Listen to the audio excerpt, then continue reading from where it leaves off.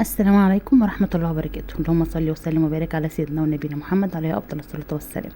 تعالوا بقى النهاردة أوريكم العشاء بتاعي خفيف وظريف ومشبع جدا جدا. عايزة أقول لكم إن أنا كنت متغدية اليوم دوت مكرونة بالبشاميل، فأنا قلت إيه بقى مش عايزة أكتر في العشاء. اللهم صل. بس طبعا كنت عاملة مكرونة بالبشاميل اللي هي من غير سمنة خالص، فيها يا دوب معلقة زيت واحدة. إن شاء الله أعملها لكم على القناة بأمر الله. وأنا مقطعة بصل بصلايه متوسطه، عليها شويه ميه وشويه خل. تمام. طبعا مفيده جدا للبصل وفي حديد على فكره، ده مضاد حيوي يعتبر.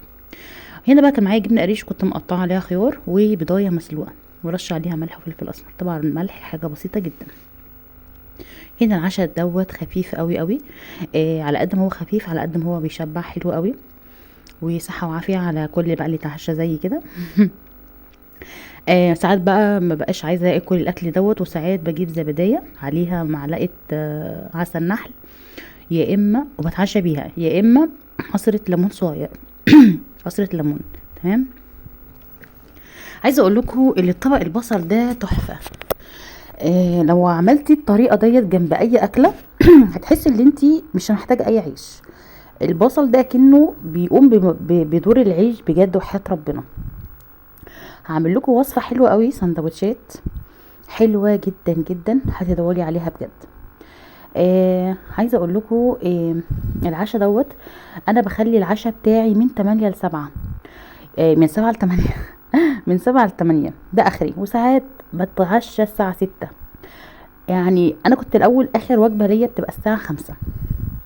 فطبعا عشان دلوقتي العشاء، عشان دلوقتي يعني اليوم كله بيبقى من غير نشويات خالص، يعني العيش تماما منعته.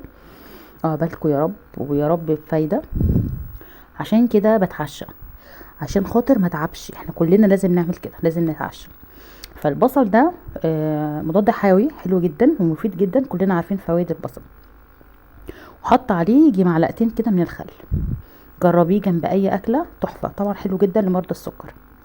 الف سلامه طبعا على الجميع، وربنا يشفي كل مريض يا رب. فجربي قولي لي يعني رايكم في الكومنتات. بصوا هقول لكم حاجه يا بنات، والله العظيم احنا بيبقى نفسنا في حاجات كتير قوي مش عارفين نعملها. ليه؟ عشان سلبيين.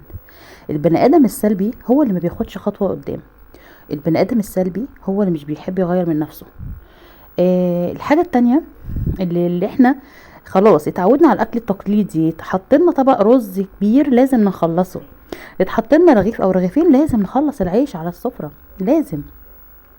فعايزه اقول لكم اللي مش كده خالص، انتي كلتي شبعتي خلاص قومي. مش بكتر الاكل والله، انا بقالي سنين مش باكل اوفر، بس جسمي من اقل حاجه بيتخن بسرعه.